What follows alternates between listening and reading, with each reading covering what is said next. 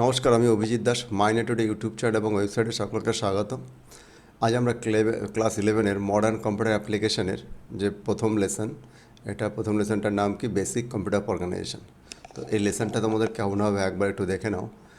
এই এই লেসনটার পুরো নোটস নিচে দেওয়া আছে এবং এই যে পুরো তোমাদের সেমিস্টার 1-এর যে চ্যাপ্টার আছে মডার্ন কম্পিউটার অ্যাপ্লিকেশন এমসিএ, তো বা কমাও বলা হয় কম্পিউটার অ্যাপ্লিকেশন। তো এখানে দেখো আমাদের basic computer organisation, classification of computer, concept of software, number system, Boolean algebra, এগুলো প্রত্যেকটা কিন্তু আলাদা আলাদা একটা লেসন।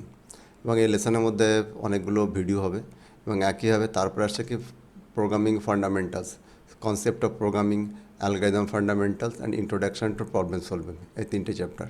এবং এরপরে আছে তোমাদের যেটা হলো মাইক্রোসফট এক্সেল সম্পর্কে। এখান থেকে তোমাদের মোট টোটাল 16টা লেসন আমাদের এখানে করে ভাগ করা আছে।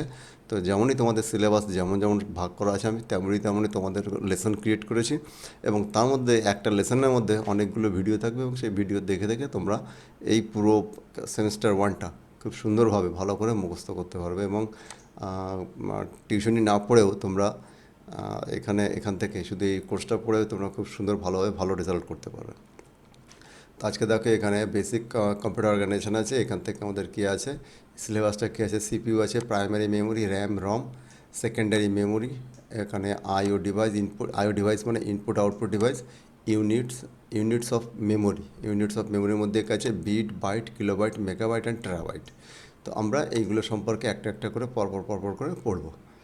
তো এটা আমাদের ইন্ট্রোডাকশন ভিডিও।